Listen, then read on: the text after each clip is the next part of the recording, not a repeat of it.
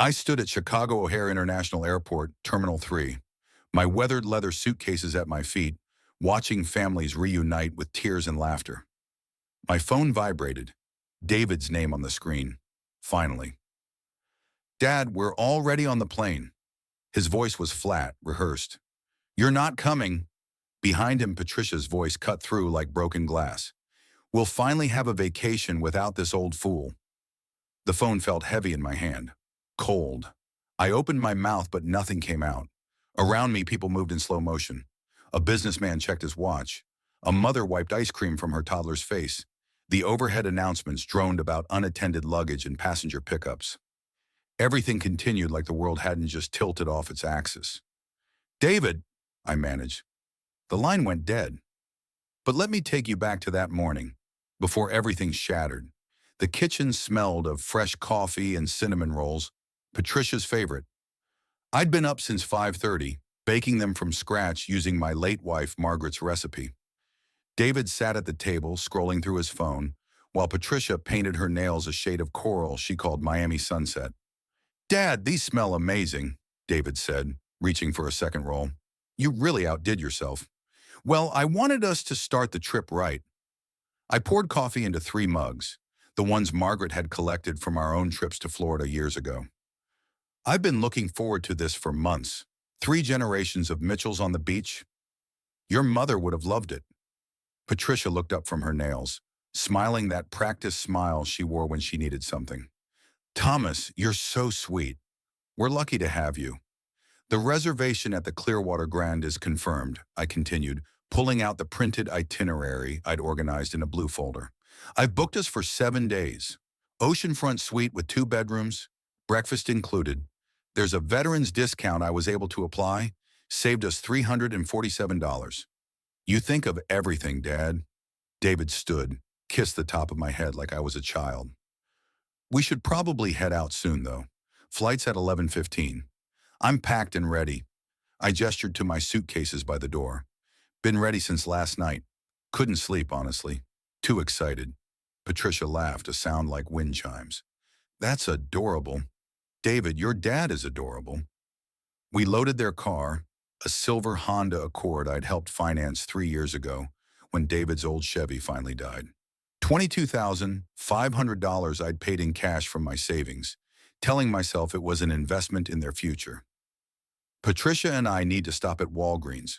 We'll meet you at the airport. Delta Terminal, right?" "Terminal 3, I confirmed. Gate B7. "Perfect. See you there, Dad." I watched them drive away, waving until the car turned the corner. Then I called an Uber, paid $17 to a driver named Marcus, who talked about his daughter's college plans the entire ride, and arrived at O'Hare with 2 hours to spare. That's when I stood there watching other families, checking my phone every 3 minutes. David's flight number was on the departure board. On time. Boarding in 40 minutes. Another text from David. "Running late. Go through security. We'll catch up." I went through security, bought a bottle of water for $4.50, sat at the gate, watched them board zones 1 through 4.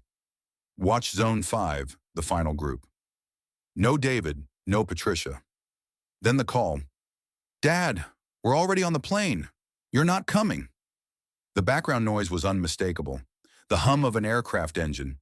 The overhead announcement about electronic devices. Patricia's voice clear as day. "We'll finally have a vacation without this old fool."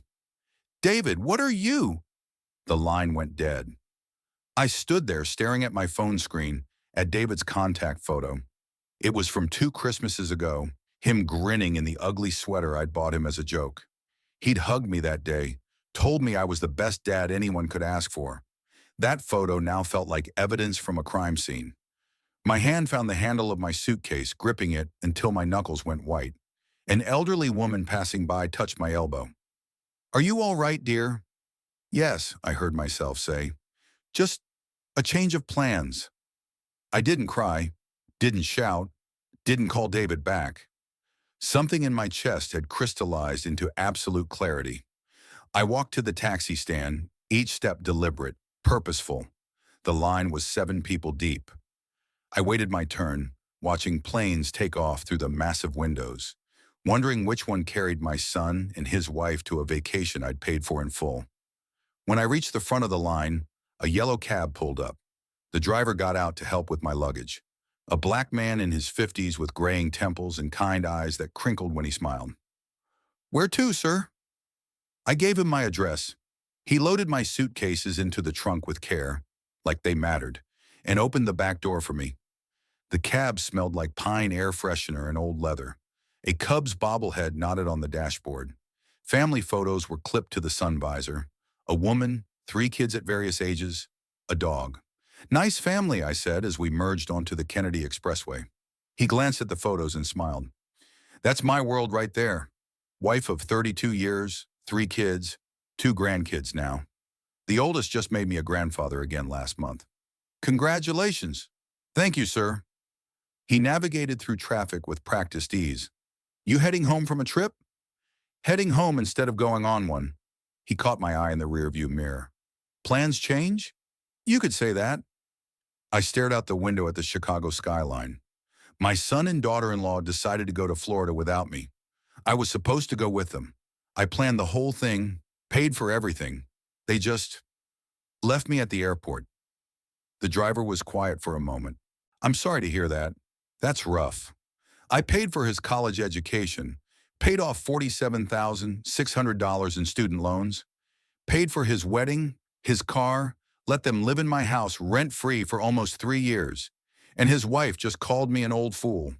On the phone just now? I heard her in the background, laughing about it." He shook his head slowly. "Man, that's cold, real cold."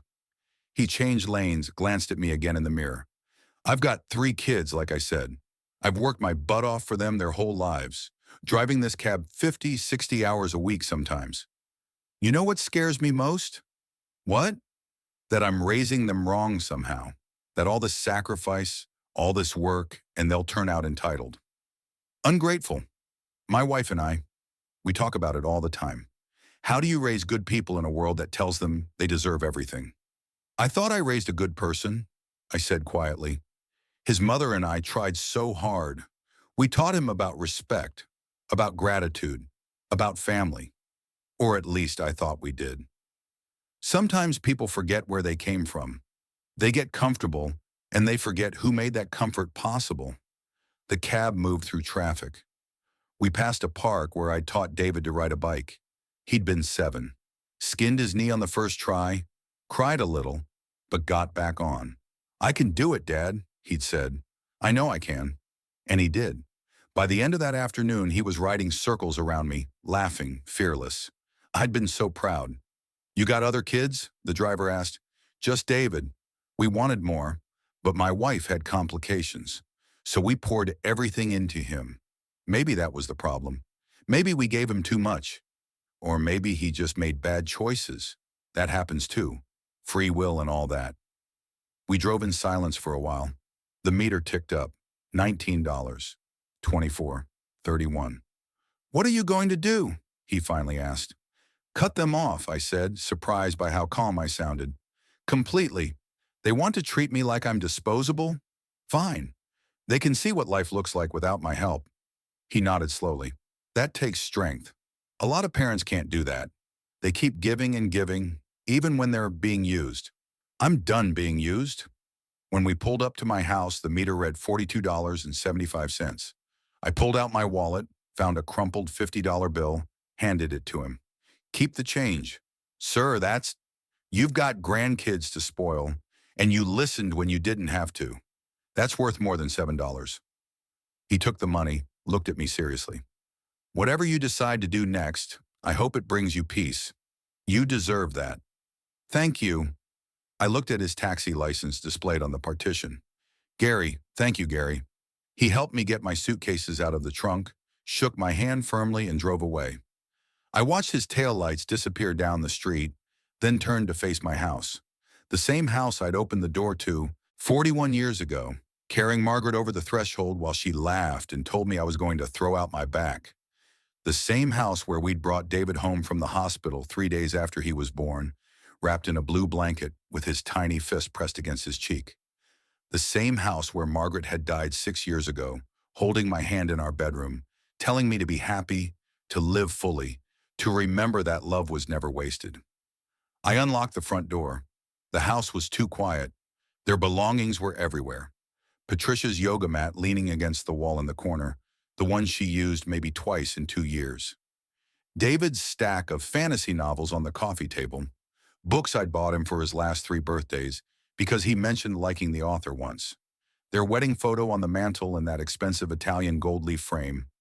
$4,200 for custom framing because Patricia had insisted it needed to be museum quality. I set my suitcases down and walked through the house like I was seeing it for the first time. The guest bedroom where they'd been living rent-free. 2 years and 7 months. 930 days. At market rate, I'd checked comparable rentals in the neighborhood. This room would go for at least $800 a month. $74,400 of free housing. The bed was unmade. Patricia's clothes were scattered across the chair by the window. David's phone charger snaked across the nightstand. I opened the closet. Patricia's designer dresses hung in neat rows, tags still on some of them. Purchases she couldn't afford, charged to credit cards she paid minimum balances on while living in my house and eating my food. David's suits, 3 of them, expensive ones I'd helped pay for when he got his job at the insurance company. I need to look professional, Dad. First impressions matter. I'd given him $2,000. He'd bought suits and a new laptop and taken Patricia to dinner to celebrate. The bathroom they used had Patricia's cosmetics covering every surface. Serums and creams and makeup that cost more than my monthly electric bill. Once I'd accidentally knocked over one of her face creams. She'd snapped at me that it was $80 an ounce, like I'd destroyed something priceless. This while living rent-free under my roof. I walked back downstairs to the living room. My fingers traced the arm of the couch where David used to sit as a child, coloring in his books while Margaret and I watched the news. He'd been so careful, trying never to color outside the lines. "Is this good, Daddy?" he'd ask, holding up pictures of dinosaurs and spaceships. "Is this perfect?" "It's better than perfect," I'd tell him. "It's yours." On the mantle behind that expensive wedding photo was another picture. David at 8 years old, missing his 2 front teeth, holding up a trophy from his Little League team. I'd coached that team for 3 seasons. Every Tuesday and Thursday evening after work, every Saturday morning. I'd been exhausted, my back constantly aching from warehouse work, but I'd never missed a practice, never missed a game. I'd taught him to catch, spent hours in the backyard, throwing ball after ball, encouraging him when he dropped them, celebrating when he didn't. "That's it, son. You've got it. You're a natural." He'd been so proud of that trophy, slept with it next to his bed for a week. Where did that boy go? When did he become someone who could abandon his father at an airport? I walked to the kitchen and opened the refrigerator.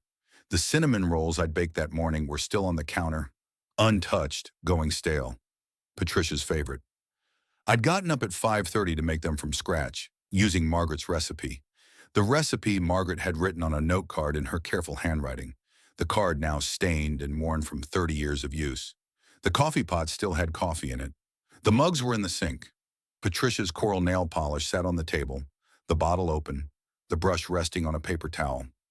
I thought about David at 16, coming home past curfew, reeking of beer. He'd tried to sneak in through the back door, but I'd been waiting in the kitchen. Margaret had wanted to ground him for a month. I'd talked her down to 2 weeks, defended him, told her all teenagers made mistakes. "He's a good kid, Marge. He just needs guidance."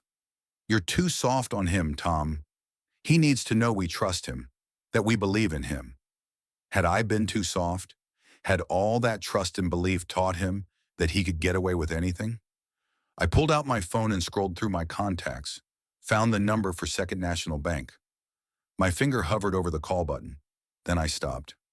No, not a phone call. This needed to be done in person. This needed to be official, documented, real. I grabbed my car keys and drove to the bank. Second National Bank sat on the corner of Madison and Fifth, a building I'd been walking into for 37 years. The same marble floors, the same high ceilings, the same portrait of the founder looking stern and vaguely disapproving. Linda Morrison was at the customer service desk. I'd known Linda for 12 years, since she'd started as a teller. She'd worked her way up to senior account manager, helped me refinance the house when Margaret got sick, held my hand through the paperwork when I needed to access her life insurance. "Thomas!" She smiled when she saw me. Then her smile faltered. "Are you all right? You look. I need to make some changes to my accounts, Linda." "Of course. Come sit down." Her office was small but organized. Family photos on the desk. Her husband, her two teenagers, a golden retriever. She pulled up my account on her computer. "What kind of changes are we talking about?" "I have a secondary credit card, number ending in 4296. David and Patricia are authorized users. I want them removed. Permanently." Linda's fingers paused on the keyboard. "Both of them?" "Both of them." "Thomas, that's a significant change. Is everything okay?" I told her. Not everything, but enough. The airport, the phone call, Patricia's voice. Linda's expression shifted from professional concern to genuine sympathy, to something that looked like anger on my behalf. "They left you at the airport?" "With my bags packed and my tickets printed." "After you paid for everything?" "Down to the last detail." She shook her head, typed rapidly. "I'm processing this immediately. The system will revoke their access within the hour. Any charges they try to make will be declined." "Good." "Linda, I want statements going back 5 years." "That's a lot of paper, Thomas." "I'll wait." She printed them, stack after stack. We went through every page.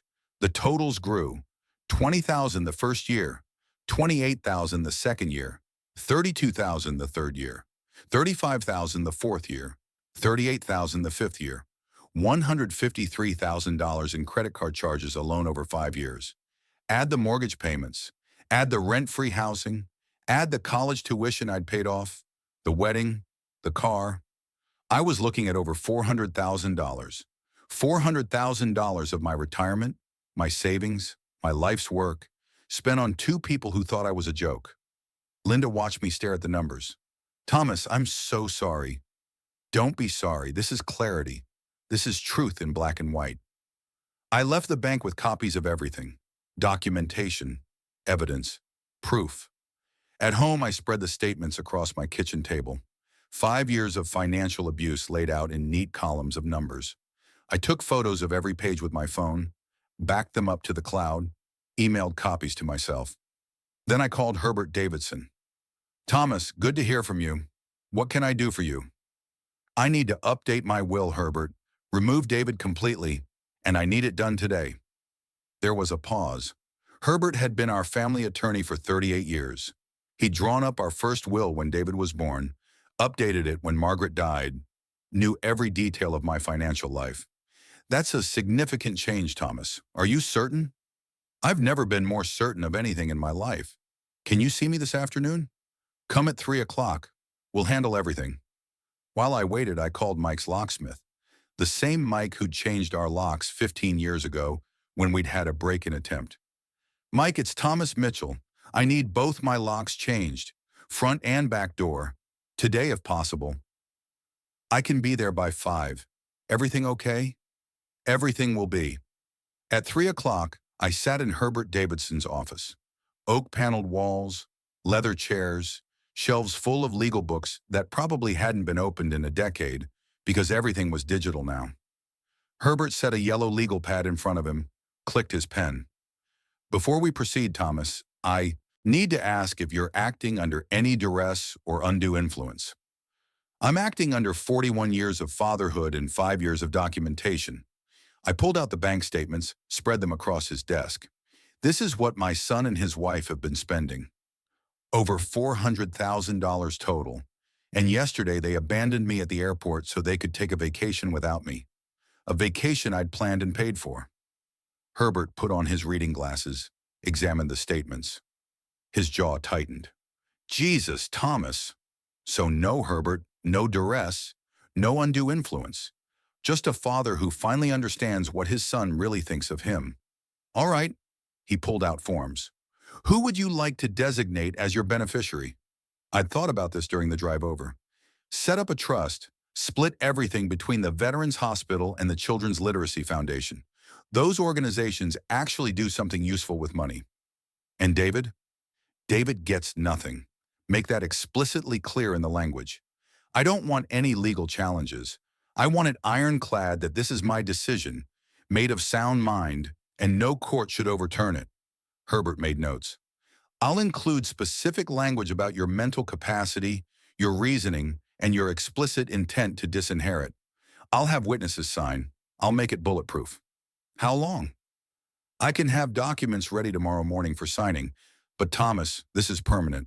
Once these documents are signed and notarized, I understand permanent, Herbert. I've understood it since my wife died. I've understood it every time I wrote a check for David's benefit. He wants to make permanent decisions about our relationship? Fine. So can I. The documents were drafted. Herbert explained each section, each clause, each piece of legal language designed to protect my wishes from challenge. I listened, nodded, felt nothing but relief. Come back tomorrow at 9, Herbert said. Bring 2 forms of ID. We'll have a notary present and 2 witnesses who don't benefit from the will. I'll be here. Mike arrived at 5:15, his white van pulling into my driveway.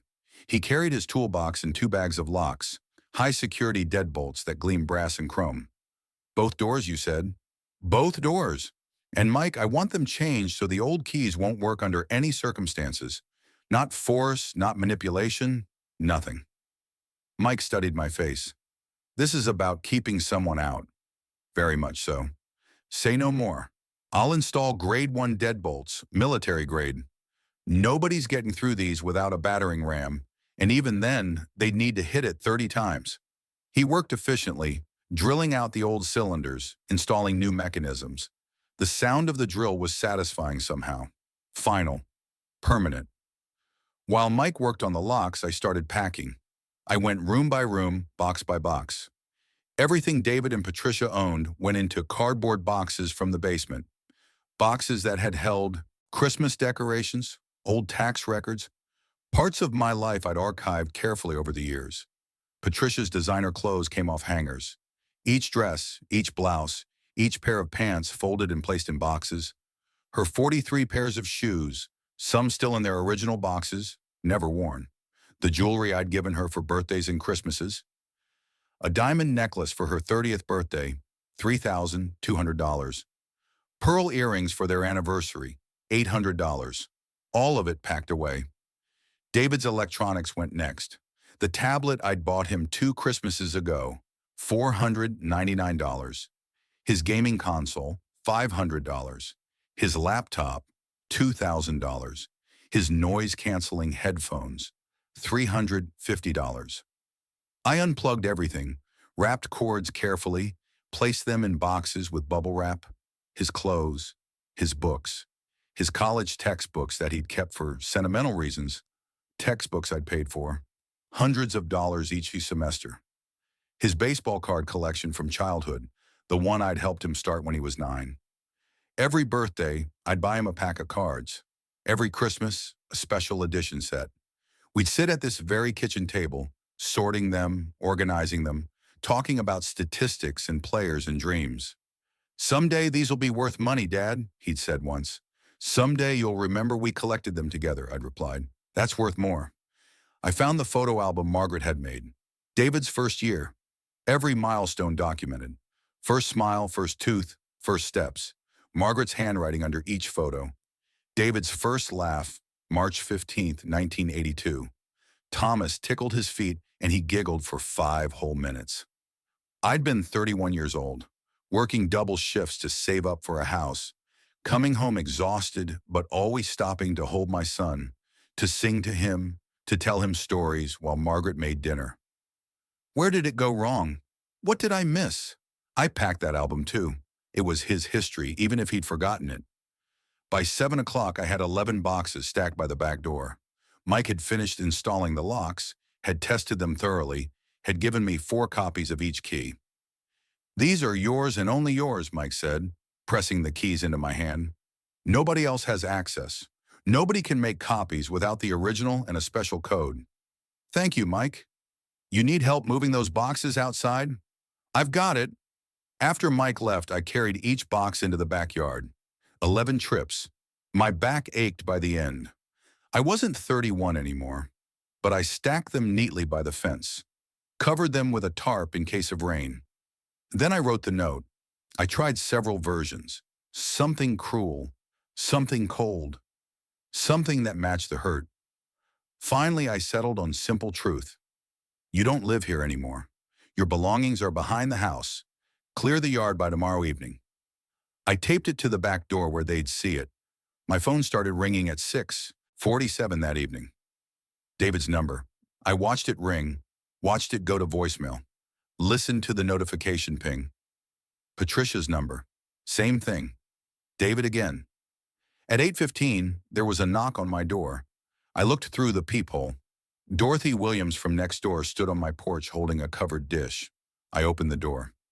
"Thomas, I saw the locksmith earlier," Dorothy said. Her voice was gentle, concerned. "Everything all right?" Dorothy was 72, had been my neighbor for 31 years. She'd brought casseroles when Margaret was sick, had sat with me in the hospital during those last days, had held my hand at the funeral when I thought I couldn't stand up. "Come in, Dorothy. I'll put on coffee." She settled at my kitchen table while I started the coffee maker. The familiar gurgle and drip, the smell of brewing coffee filling the kitchen. "I don't mean to pry," Dorothy began, "but I couldn't help noticing boxes in your backyard." "David and Patricia," I said simply. Her eyes widened. "They're leaving?" "They left this morning. They just don't know they're not coming back." I told her everything, sat across from her at the table and let it pour out. The airport, the phone call, Patricia's voice laughing about the old fool, the bank statements, the $400,000, the Florida vacation they were on right now. Dorothy listened without interrupting. When I finished, she reached across the table and took both my hands in hers. "Oh, Thomas, I'm so sorry." "Don't be sorry, I'm not." "You're not?" "I'm angry. I'm hurt. I'm disappointed. But I'm not sorry for what I'm doing. They made their choice. Now I'm making mine." Dorothy squeezed my hands. "Do you remember when Harold died?" Harold had been her husband. A good man, funny, kind. Heart attack at 64 while mowing the lawn. Gone before the ambulance arrived. Of course I remember. His sister showed up 3 days after the funeral. Susan, sweet-talking, bringing flowers, offering to help with the estate. Within a week, she was pressuring me to sign over the house to her. Said I was too old to maintain it alone, that I should move into assisted living, that she'd take care of everything. I never knew that, because I didn't tell anyone. I was embarrassed, ashamed that Harold's own sister would try to take advantage of me when I was grieving. But you know what she said when I refused? "What?" "She said I was being selfish, that Harold would have wanted family to have the house, that I was too old to make good decisions." She had papers drawn up, Thomas. Power of attorney documents, transfer deeds, everything. What did you do? I told her to get out of my house and never come back. Changed my locks the next day. Haven't spoken to her since. Dorothy smiled sadly. Best decision I ever made. That was 8 years ago, and I'm still here. Still independent. Still making my own choices. Family can be the cruelest, I said. They can, because they think blood gives them rights. They think because you're related, you owe them everything. Your time, your money, your home, your dignity. She paused. Margaret used to say something, remember? About blood and family? Blood isn't about DNA. It's about who shows up. That's right, and David hasn't been showing up, has he? Not really, he's been taking. There's a difference. We drank coffee and talked for another hour. About her grandchildren in Colorado who called every Sunday. About her book club that met every Tuesday. About the neighbor down the street whose daughter had moved in to help care for her. Genuinely help, with love and respect. That's what family's supposed to look like, Dorothy said. What you're doing, cutting David off. It's not cruel, Thomas. It's boundaries. It's self-respect. My friends at the lodge think I should give him another chance. Your friends at the lodge aren't living your life. They didn't hear that phone call. They didn't see those bank statements. You're right. Of course I'm right. I'm old and wise. She smiled. You want me to sit with you when they come back? No, this is something I need to do alone. After Dorothy left, I washed our coffee cups, dried them, put them away. The kitchen felt different now, lighter somehow, like removing David and Patricia's belongings had lifted a weight I hadn't realized I was carrying. My phone had 14 missed calls, 7 voicemails. I listened to them one by one. Dad, there's something wrong with the credit card. Can you call the bank? Dad, seriously, we can't check in. They're saying the card's been canceled. This is embarrassing. Dad, what the hell is going on? Call me back. Thomas, this is Patricia. I don't know what you think you're doing, but this is unacceptable. We're stranded here. Call us back immediately. Dad, please. We need you to fix this. We're sorry about the joke, okay? Patricia didn't mean anything by it. Just call the bank and reinstate the card. Dad, it's 9 o'clock at night. We're sitting in a hotel lobby because we can't check in. Is this really what you want? To punish us over a misunderstanding? This is ridiculous. You're being childish. We'll deal with this when we get home. But right now, you need to fix the credit card situation. This is cruel, Dad. Cruel. I was being cruel. I deleted every voicemail and went to bed. That night, I slept better than I had in months. No guilt, no second guessing, just deep, dreamless sleep in my own house with locks that only I had keys to. The next morning, I met Herbert Davidson at 9 o'clock sharp. His secretary, Martha, had 2 witnesses waiting, associates from the firm who didn't know me, had no stake in my estate, could testify objectively if needed. Herbert walked me through the documents page by page. This is your last will and testament, replacing all previous versions. It explicitly disinherits your son, David Mitchell, citing irreconcilable differences and financial exploitation. Your estate, valued at approximately $873,000, including the house, savings, investments, and life insurance, will be placed in a trust and distributed equally to the Veterans Hospital and the Children's Literacy Foundation. That's correct. You're of a sound mind and body, making this decision freely without coercion? Absolutely. Then sign here, here, and here. I signed. The witnesses signed. The notary stamped and sealed. It was done. Herbert, what happens if David challenges this? He can try, but with the language we've included, the witness testimony, your documented reasons, and the fact that you're clearly competent, he'll lose. And it'll cost him thousands in legal fees trying. Good. I drove home with the sealed documents in my briefcase. Legal proof that my wishes were clear, documented, unchangeable. David's car was in my driveway when I pulled up. A taxi was pulling away down the street. They'd gotten home somehow, probably maxed out their personal credit cards for flights and transportation. David was at the front door trying his key. Patricia stood beside him, arms crossed, face red with anger and sun from a Florida beach they'd enjoyed without me. Dad! David spun around when he heard my car. What the hell? The key doesn't work.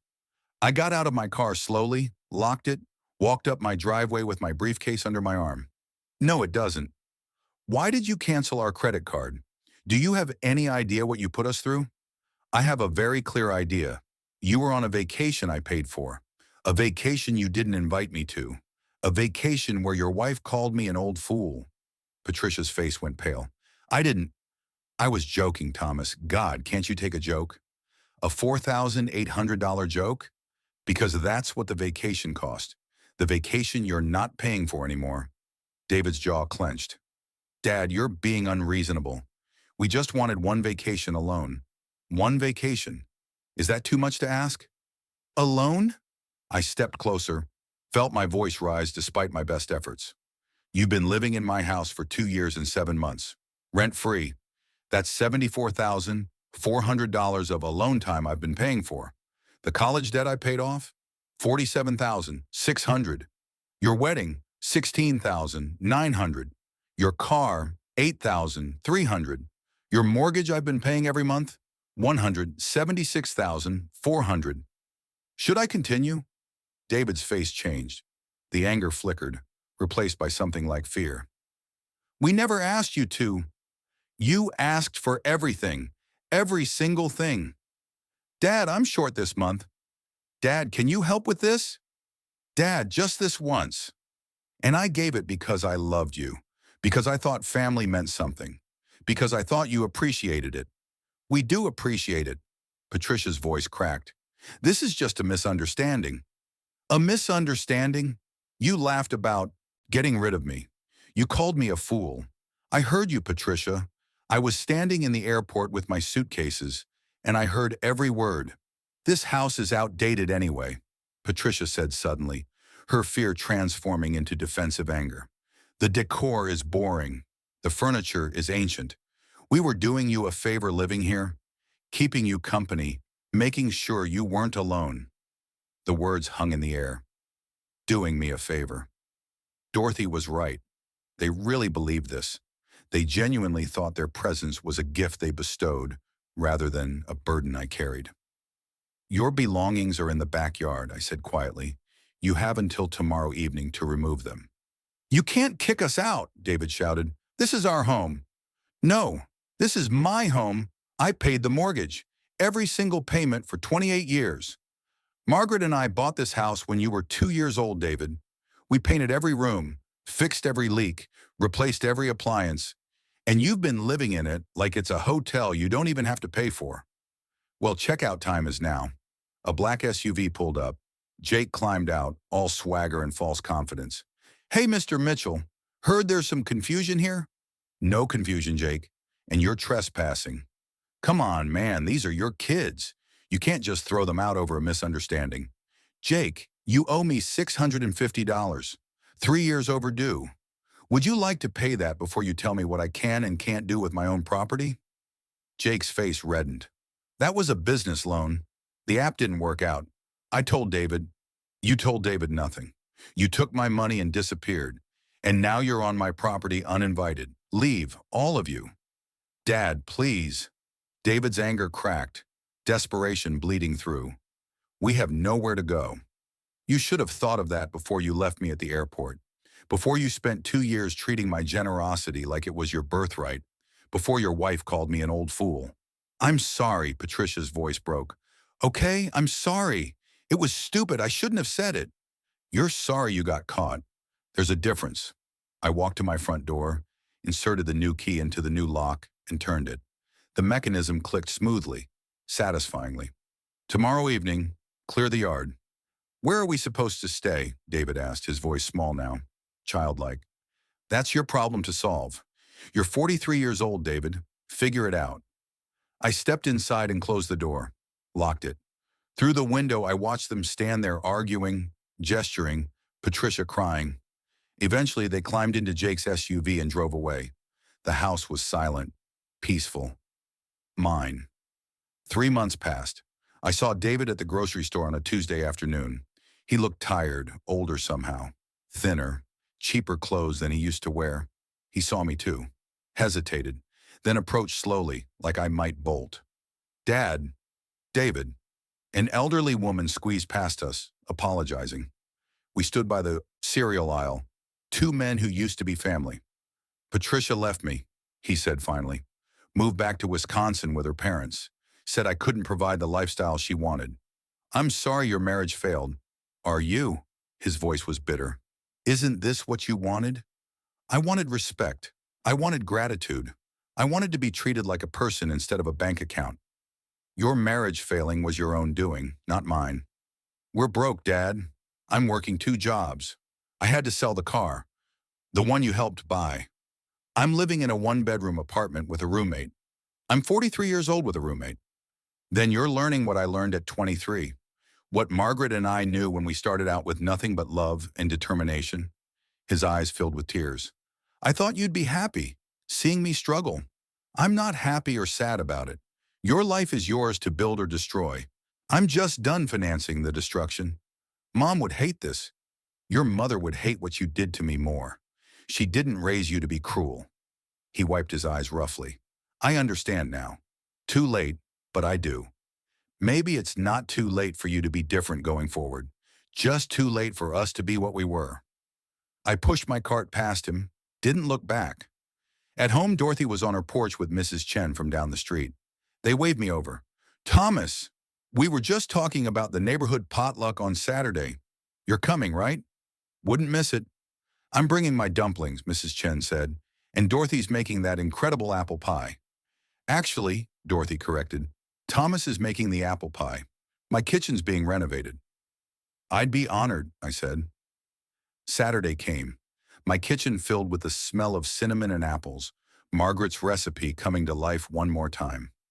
I carried the pie to Dorothy's house where 15 neighbors gathered, laughing and sharing food and stories. Bob from across the street told jokes that made everyone groan. Lisa showed pictures of her new grandchild. Mrs. Chen taught us a card game from her childhood in Taiwan. Nobody asked about David. Nobody mentioned the drama. These people had become my family, the kind that shows up, that cares, that gives without expecting everything in return. Later, Dorothy and I sat on her porch while the others cleaned up inside. You seem lighter, she observed. I am lighter, $400,000 lighter, but also lighter in ways that don't involve money. No regrets? Not one. She smiled, patted my hand. Margaret would be proud of you. I hope so. A car drove past, not David's car, just a car, and I felt nothing. No anger, no sadness, no longing for what was lost. I'd spent 41 years being a father. I'd done everything right, or tried to. I'd sacrificed and given and loved with everything I had. And in the end, I'd learned that love without boundaries isn't love at all. It's enabling. It's teaching people that they can take and never face consequences. The hardest thing I'd ever done was close that door, change those locks, sign those papers. But it was also the most necessary thing. That night, I went home to my quiet house, my clean and peaceful house, and slept deeply. No phone calls disturbed me. No one demanded anything. No one took what wasn't freely given. I woke up to sunlight streaming through windows I'd washed myself, in a house I'd paid for myself, living a life that was finally, completely mine. And it was enough. If you like this story, please like this video, subscribe to the channel, and share your impressions in the comments below.